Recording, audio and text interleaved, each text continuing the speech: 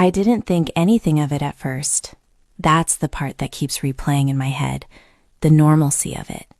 The way an ordinary moment can turn into something that splits your life clean in half, before and after. That afternoon should have been like any other, just another Saturday with errands, sunlight coming through the blinds, the faint hum of the dishwasher in the background. Instead, it became the moment I realized how far things had already slipped, without me even noticing. I was in the kitchen, barefoot on the cold tile, wearing one of his old college t-shirts and a pair of loose shorts. It was quiet, the kind of quiet that feels safe when you've been with someone long enough, the kind of quiet you trust. I had music playing softly from my phone, something mellow, something I wasn't really listening to. I was rinsing out a glass that had dried orange juice stuck to the bottom, leaning slightly over the sink, when I heard the front door open. I didn't turn around right away. I remember thinking he must have forgotten something. He had left earlier that morning, said he had to meet a client, something about a last-minute deal that couldn't wait. I believed him. I always believed him. That's the kind of person I was back then. Steady, trusting, maybe a little too comfortable. "Hey," I called out, still focused on the glass. "You're back already?" No answer. I frowned a little, rinsing the last bit of pulp away, then set the glass in the rack. The house felt different all of a sudden.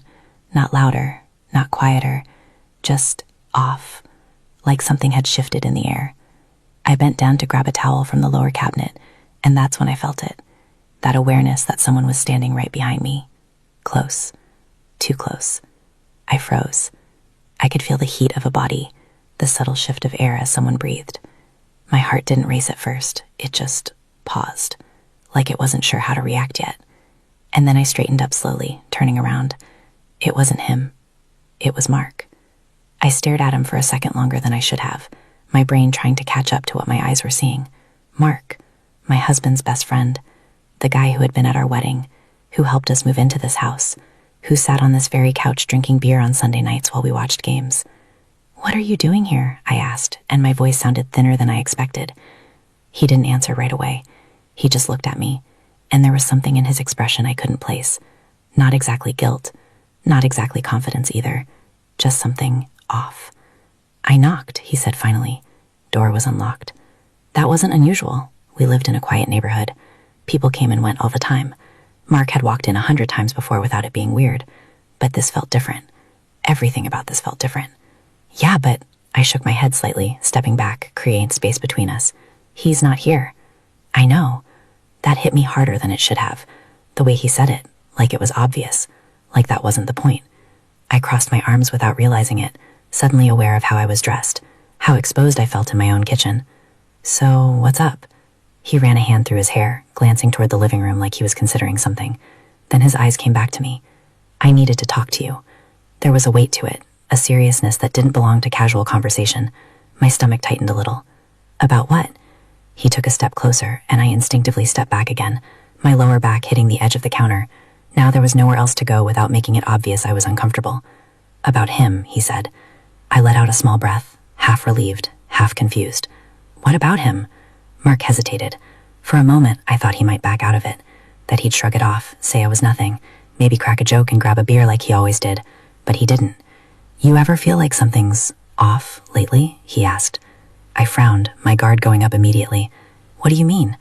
He studied my face like he was trying to read something in it. "Like he's not telling you everything." A flicker of irritation sparked in my chest. "If you have something to say, just say it." He exhaled slowly, like he'd been holding that breath for a while. "I think he's seeing someone." The words didn't land all at once. They kind of hovered in the air between us, unreal, waiting for me to accept them. "That's not funny," I said, shaking my head. "I'm not joking." I laughed, but it came out wrong, forced, hollow. "No, you have to be. That's not even, why would you say that?" "Because I've seen it," he said quietly. My chest tightened, something sharp and uncomfortable pressing against my ribs. "Seen what?" "Him, with her." I shook my head again, more forcefully this time. No, you didn't. You're mistaken." I wish I was. There was something about the way he said it that made it harder to dismiss. He wasn't smug. He wasn't dramatic. If anything, he looked tired, like he didn't want to be here having this conversation. "When?" I asked, my voice barely above a whisper. "A few times," he admitted. "Over the past couple weeks. Weeks. The word echoed in my head. Weeks.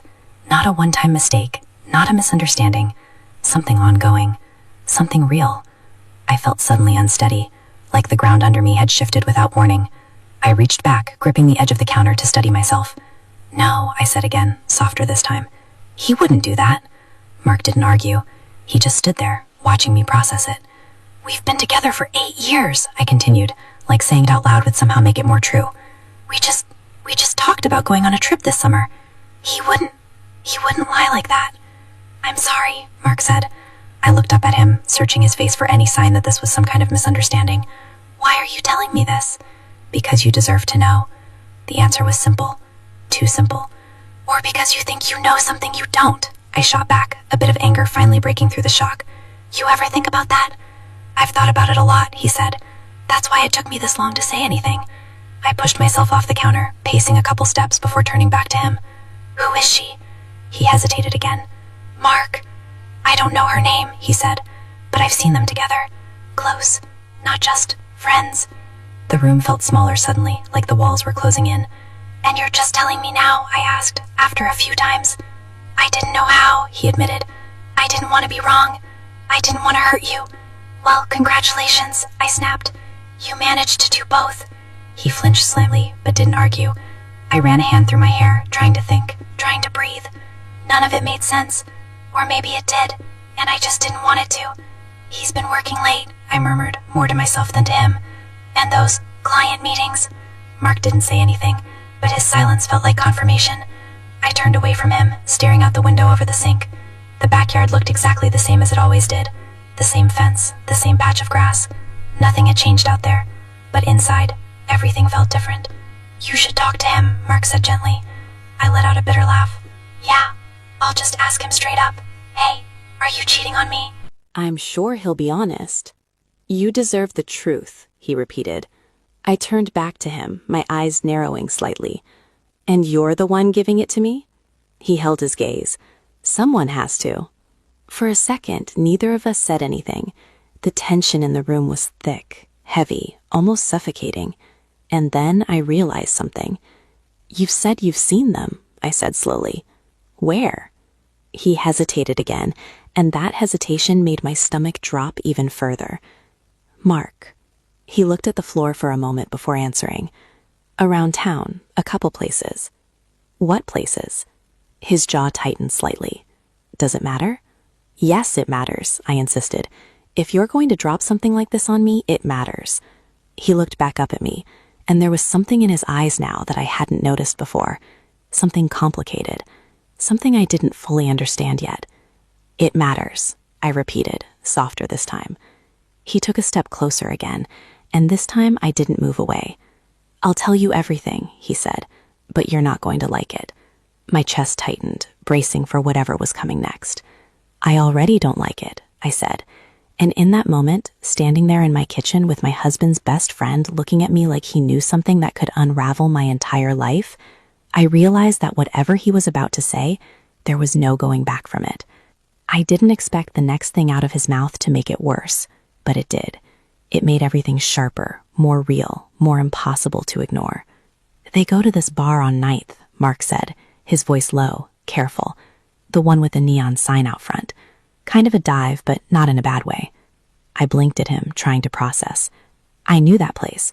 We'd been there together once, maybe twice, back when things still felt easy between us, back when a random night out didn't feel like something we had to plan weeks in advance. He told me he hated that place, I said, more to myself than to him. Mark gave a small, humorless shrug. People say a lot of things. A wave of something hot and bitter rolled through me. I crossed my arms tighter, like I could hold myself together physically if I just pressed hard enough. And you just happened to be there? I asked, my tone sharper now. A couple times, he admitted. First time I thought it was nothing. I figured maybe it was work, or a friend. But the way they were, he trailed off, his jaw tightening. The way they were what? Close, he said. Too close. I let out a slow breath, trying to steady myself, but it felt like my lungs weren't cooperating, like everything inside me was resisting the idea that this could be true. And you didn't think to tell me then? I pressed. I didn't want to be wrong, he repeated, You two, you've always seemed solid. Seemed, I echoed, a hollow edge creeping into my voice. He didn't respond to that. I turned away again, pacing the length of the kitchen, my bare feet whispering against the tile. Every memory I had of the past few weeks started flashing through my head, but now they looked different. Conversations that felt normal suddenly felt staged. Late nights felt like excuses. Even the way he'd been looking at his phone more often, it all started to rearrange itself into something uglier. He told me he had a client meeting today, I said, stopping abruptly and turning back to Mark. That's why he left. Mark hesitated, and that hesitation said everything. Mark, I don't know where he is right now, he said, but I know where he usually goes. I stared at him, my heart starting to beat faster now, not from shock this time, but from something else, something more dangerous, something closer to anger. You're saying he could be there right now? I said. I'm saying it wouldn't surprise me. Silence fell between us again, heavier this time. Charged. I looked at the clock on the wall. It was just past 2 in the afternoon. Too early for a bar, normally. But then again, what about any of this was normal anymore? I should go, I said suddenly. Mark's eyes snapped to mine. What? I should go see for myself. His expression shifted, concern creeping in. I don't know if that's a good idea. Why not? I shot back. If he's not there, great. This all goes away. If he is... I didn't finish the sentence. I didn't need to. Mark stepped closer again, his voice more urgent now. Or you walk into something you're not ready for. I let out a short, bitter laugh. You think I'm ready for any of this? He didn't have an answer for that. I need to know, I said, softer now, but more certain. I can't just sit here and wonder. For a moment, he just looked at me, like he was weighing something in his head. Then he nodded once, slow. Okay, he said. I'll go with you. I frowned. I don't need you to. I'm not letting you go alone, he cut in. Not for something like this. I opened my mouth to argue, but stopped. Part of me didn't want him there. This was between me and my husband. But another part of me, the part that felt like it was standing on the edge of something I couldn't control, didn't want to be alone either. Fine, I said finally. Let's just go. The drive over felt surreal. I sat in the passenger seat of Mark's truck, staring out the window as the familiar streets of our town passed by like they didn't belong to me anymore. Everything looked the same, but it didn't feel the same. Like I was seeing it all from a distance, detached. Mark didn't say much, and I was grateful for that. I didn't want small talk. I didn't want reassurance. I didn't want anything except answers. My hands were clenched tightly in my lap, my nails pressing into my palms. I barely noticed the pain. What if you're wrong? I asked suddenly, my voice quiet but tense. He glanced at me briefly before looking back at the road. Then I'll apologize, and I'll accept whatever you want to say to me. And if you're right. He didn't answer that. The bar came into view a few minutes later, the neon sign flickering faintly even in the daylight. My stomach twisted as we pulled into the parking lot. There were a handful of cars outside. Not many. Enough. Mark turned off the engine but didn't move right away. You sure about this? He asked. I stared at the building, my pulse pounding in my ears. No, I admitted, but I'm doing it anyway. Before I could second-guess myself, I reached for the door handle and stepped out. The air outside felt heavier, like it was pressing down on me. Each step toward the entrance felt harder than the last, like my body was trying to resist what my mind had already decided. Mark walked beside me, close but not touching. I could feel his presence, steady and solid, but it didn't call me. Nothing could call me right now. I pushed the door open. The inside was dim, the shift from daylight to low light making it hard to see at first. The smell hit me immediately. Beer, wood, something faintly stale. There were a few people scattered around, mostly at the bar. And then my eyes adjusted. I didn't have to search. He was there, sitting at a table near the back, his back partially turned toward the door. And across from him, her. She was leaning forward slightly, her hand resting on his arm, smiling, comfortable, like she belonged there, like she belonged with him. For a second, everything went completely silent. Not the room, just me, like the world had been muted. My chest tightened so hard it hurt. That's him, Mark said quietly beside me, but I barely heard him. I took a step forward, then another. Neither of them noticed me at first. He was saying something, his expression relaxed, easy. The same expression he used to have with me, the same one I hadn't seen in weeks. Something inside me cracked. I didn't even realize how fast I was moving until I was already there. "What the hell is this?" My voice cut through the air, sharper than I expected, louder too. Heads turned. The bartender looked up, but all I saw was him, his face, the way it changed the second he saw me. Shock. Pure, unmistakable shock. "What are you doing here?" he stammered, pushing his chair back slightly. I laughed, but it came out shaky, edged with something close to hysteria. "I live here, remember? Or did you forget that part?" The woman across from him straightened, her hand pulling back like she'd been burned. Her eyes flicked between us, confusion written all over her face. "Who is she?" I demanded, my voice trembling now, but not backing down. "It's not what it looks like," he said quickly, standing up. I shook my head, stepping back as he moved closer. Don't come near me." "It's not," he started again. "Then what is it?" I snapped. "Because from where I'm standing, it looks exactly like what your best friend said it was." At that, his eyes flicked past me, landing on Mark, and something in his expression shifted, something darker. "You brought him?" he said, his voice dropping.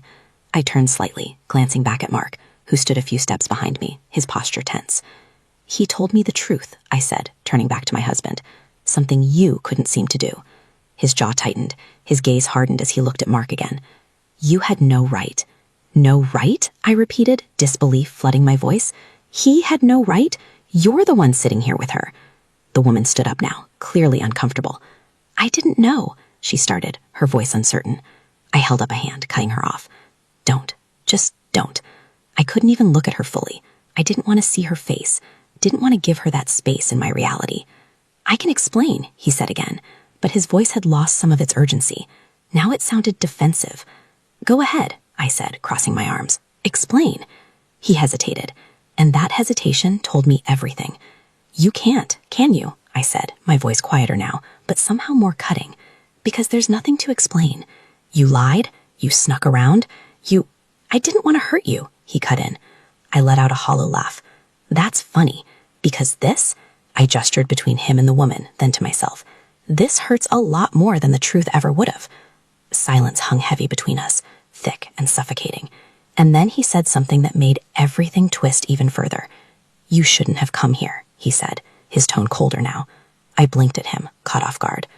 "Excuse me? This isn't how I wanted you to find out." My chest tightened again, anger flaring hotter this time. "Oh, I'm sorry. Did I ruin your plan?" "That's not what I meant." "Then what did you mean?" I demanded. He ran a hand through his hair, frustration creeping into his expression. "I was going to tell you." "When?" I shot back. "After how many more client meetings? After how many more lies?" He didn't answer. And in that moment, standing there in that dim bar, with strangers watching, and his best friend behind me, and another woman between us, I realized something I hadn't been ready to admit before. This wasn't new. This wasn't a mistake. This was something he had already chosen. And the worst part? I didn't know what hurt more, the fact that he did it, or the fact that I hadn't seen it sooner. I don't remember leaving the bar. I remember the noise, chairs scraping, low murmurs, someone laughing at the wrong time like they didn't understand what they were watching. I remember his voice behind me, calling my name once, then twice, but I didn't turn around. I couldn't. If I looked at him again, I didn't trust myself not to fall apart right there in front of everyone. The next thing I knew, I was outside, the daylight too bright, too sharp. It made everything feel even more unreal, like I had stepped out of one life and into something I didn't recognize. My hands were shaking, not subtly, not something I could hide, full-on trembling like my body was trying to process something my mind couldn't catch up to. "Hey," Mark said, his voice close but careful. "Hey, just breathe." I didn't realize I wasn't breathing right until he said it. My chest felt tight, like something was wrapped around it, squeezing just enough to keep air from coming in properly. "I'm fine," I said automatically. It was a lie, a stupid, obvious lie. I leaned forward slightly, bracing my hands on my knees, trying to steady myself. The parking lot stretched out in front of me, quiet, normal, completely indifferent to the fact that my entire relationship had just detonated in the middle of a bar 5 minutes ago. "Do you want to sit down?" Mark asked. I shook my head quickly. No, I need a second." He didn't push. He just stood there, close enough to catch me if I fell, but not touching me. It was weirdly considerate, or maybe it just felt that way because everything else right now felt so careless. I can't believe this, I muttered, more to myself than to him. I actually can't believe this. You saw it, he said quietly. Yeah, I snapped, straightening up and turning to look at him. I saw it. There was no anger in my voice directed at him, not really, but it came out sharp anyway, because I didn't know where else to put it. He nodded once, accepting it. I told you, he said. I know you did. I dragged a hand through my hair, pacing a few steps before stopping again. I didn't think... I cut myself off, letting out a frustrated breath. I didn't think he'd actually be sitting there like that, like it was nothing. Mark watched me carefully, his expression tight. People get comfortable with things they shouldn't. That's not comfort, I said, my voice rising slightly. I struggled to find the word. That's disrespect. I don't even know what that is.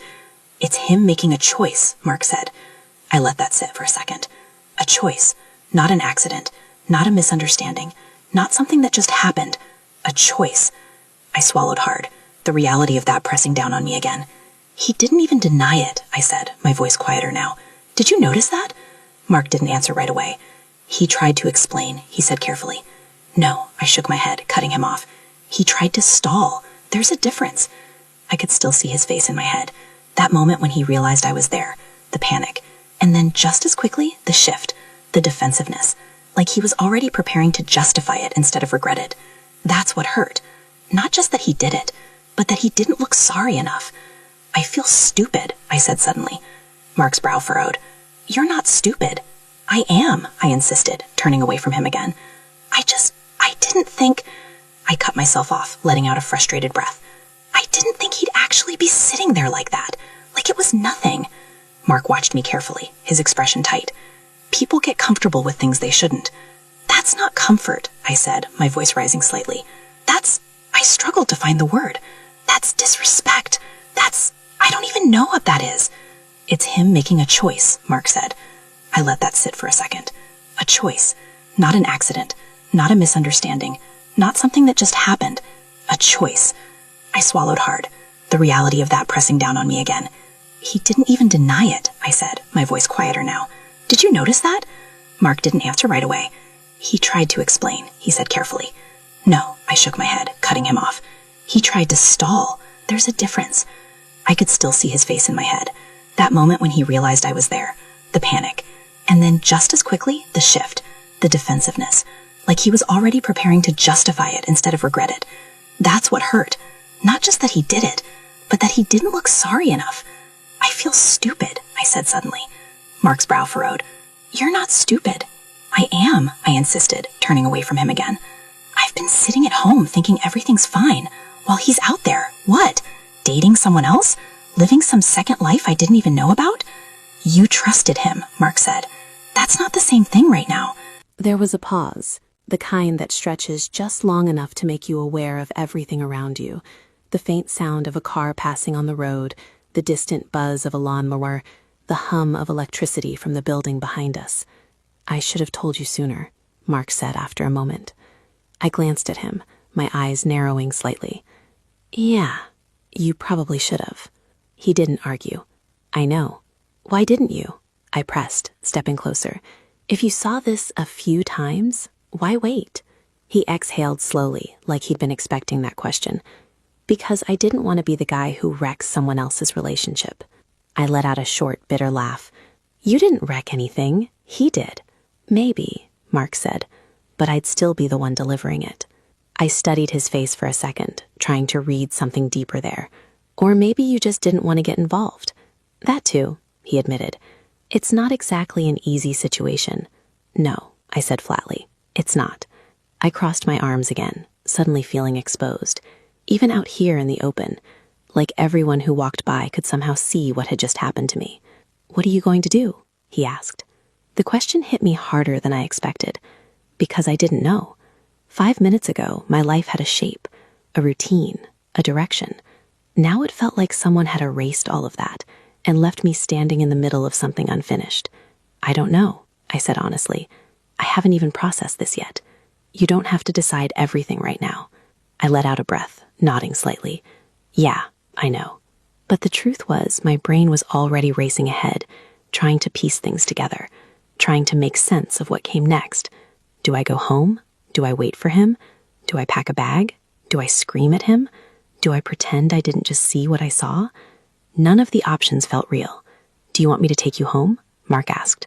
The word home felt strange now, like it didn't belong to me anymore.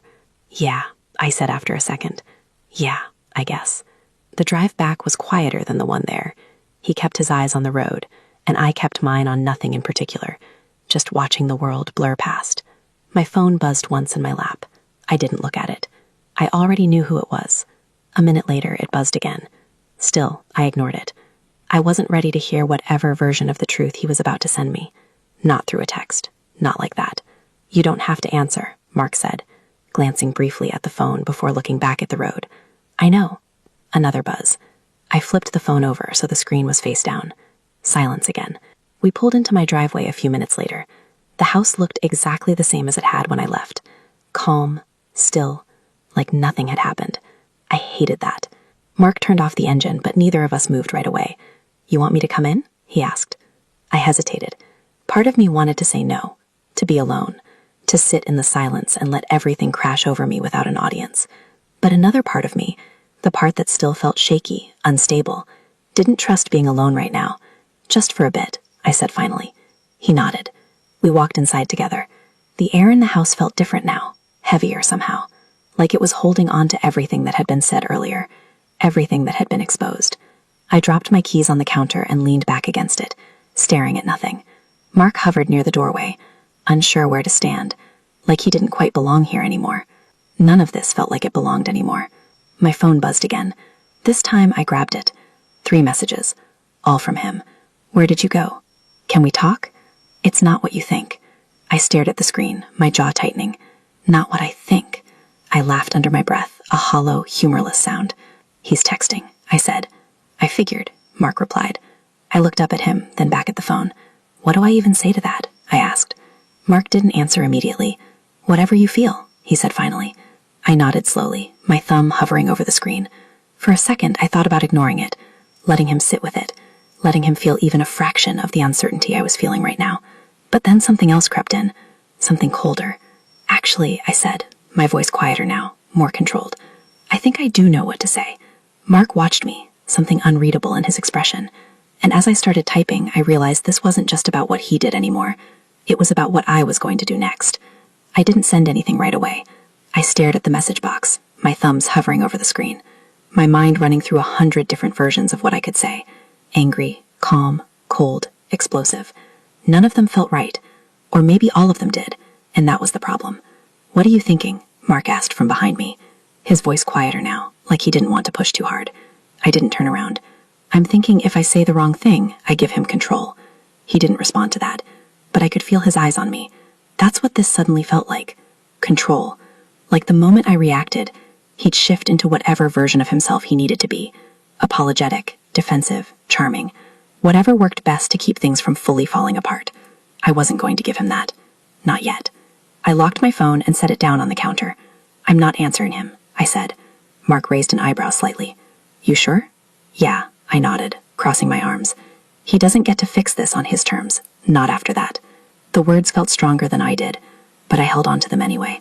There was a silence that followed, thick, but not uncomfortable, just heavy, like we were both aware that something had shifted, not just between me and my husband, but here too, in this room. I should probably go, Mark said after a minute. I turned to look at him. For a second, I didn't say anything. I just studied his face, the tension in his jaw, the way he kept his posture just slightly guarded, like he wasn't sure what his place was anymore. You don't have to, I said. It came out before I fully thought it through. His eyes flickered with something, surprise, maybe, or hesitation. I don't want to overstep, he said carefully. I let out a small breath, leaning back against the counter again. You already did, when you told me. There was no accusation in it, just the truth. And I'm glad you did, I added. That seemed to settle something in him, just a little. Still, he said, this is your space, your situation. I nodded slowly. I know. Another pause. The house felt quieter than usual, too quiet, like it was waiting for something. Stay, I said again, softer this time. He didn't answer right away. You don't have to do anything, I continued, my voice steadier now. Just don't leave me here alone right now. That was the honest version of it. Not strong, not strategic, just real. Mark exhaled slowly, then nodded once. Okay. Something in my chest loosened, just a little. I pushed off the counter and walked into the living room, dropping onto the couch without much grace. My body felt heavier than it should have, like the emotional weight was starting to catch up physically. Mark stayed standing for a second, before sitting down on the chair across from me, keeping a little distance between us. It was deliberate, respectful. I noticed that. We sat there in silence for a while. Minutes, maybe. It was hard to tell. My phone buzzed again on the kitchen counter. Neither of us moved. "He's not going to stop," Mark said eventually. "I know." "Are you going to talk to him?" "Eventually. Just not right now. Not like this," I said. I leaned back, staring at the ceiling. My mind was still spinning, but it felt different now. Less chaotic, more focused, like something inside me had shifted from shock to something sharper. "I keep thinking about how long," I said quietly. "Like, how long has this actually been going on?" Mark didn't answer immediately. When I looked over at him, his expression was tight again. "What?" I asked, sitting up slightly. "Nothing," he said too quickly. I narrowed my eyes. "Don't do that." "Do what?" "That thing where you clearly know something and decide not to say it." He looked away, running a hand over the back of his neck. "Mark." He sighed. "I don't know exactly," he said, "but longer than just a couple weeks." The words landed heavier this time. "How much longer?" I pressed. He hesitated again, and I could see the internal debate playing out on his face. Say it or don't say it. Protect me or be honest. "Mark." "A few months," he admitted finally. It felt like the air got knocked out of me. "A few months?" I repeated, my voice barely holding together. He nodded, not meeting my eyes. I let out a slow breath, but it came out shaky. "So while I've been sitting here thinking everything's fine, he's been..."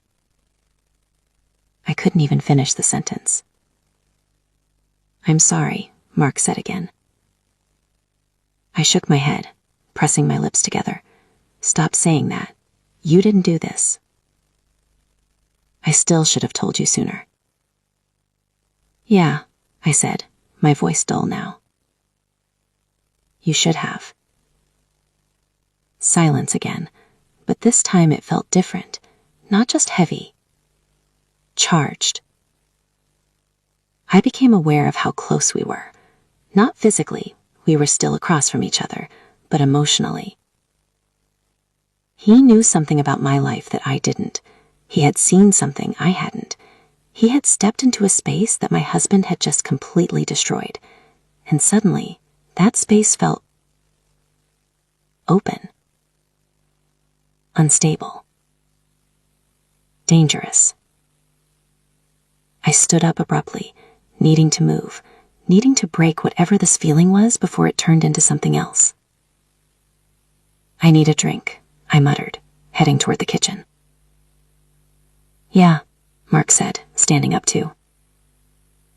"That makes sense." I grabbed a glass, my hands steadier now than they had been earlier, and poured something without really thinking about it, just enough to take the edge off. Or at least try to. I leaned against the counter again, taking a sip, letting the burn settle in my chest.